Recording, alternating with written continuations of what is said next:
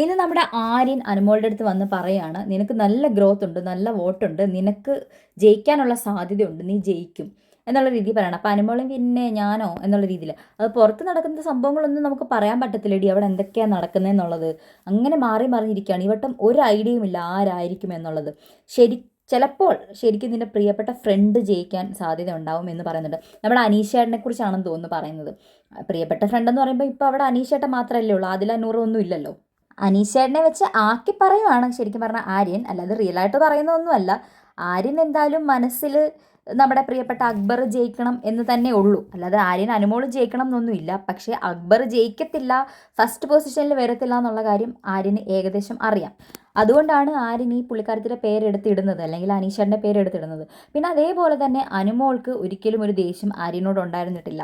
എന്നുവെച്ചാൽ അന്നേരം അടി കൂടുന്ന സമയത്തുള്ള ദേഷ്യം അല്ലാതെ അനുമോൾക്ക് ഒരിക്കൽ പോലും ഒരു ദേഷ്യം ഉണ്ടായിരുന്നില്ല. ഇവർക്ക് ബിഗ് ബോസ് ഇവരുടെ പഴയ കാര്യങ്ങളൊക്കെ ആക്ടിവിറ്റി റൂമിൽ കാണിച്ചു കൊടുത്തായിരുന്നു. അതായത് സ്ക്രീനിൽ എല്ലാവരോടും പോയി ഇരുന്നിട്ട് ഇവർക്കുണ്ടായിരുന്ന മൂമെൻറ്റ്സും ഫൈറ്റും എല്ലാ കാര്യങ്ങളും കാണിച്ചു കൊടുത്തു. എന്നിട്ട് എല്ലാവരും അത് കണ്ടിട്ട് കരയൊക്കെ ചെയ്യുന്നുണ്ടായിരുന്നു. അപ്പം അതിൻ്റെ ഹാങ് ഓവറിലായിരുന്നു എല്ലാവരും തിരിച്ചിറങ്ങി വന്നത്. ആ ഇറങ്ങി വരുന്ന സമയത്താണ് ആര്യൻ അനുമോളോട് ഇങ്ങനെ ഒരു കാര്യം പറഞ്ഞത്. അപ്പം എത്രത്തോളം മനസ്സിൽ നിന്ന് വന്ന് പറഞ്ഞതാണെന്ന് അറിയത്തില്ല. എന്തായാലും നമുക്ക് നോക്കാം ആരാ ജയിക്കുന്നതെന്ന്. ചാനൽ ഇഷ്ടപ്പെടുന്നവർ സബ്സ്ക്രൈബ് ചെയ്യുക, ഷെയർ ചെയ്യുക, ലൈക്ക് ചെയ്യുക.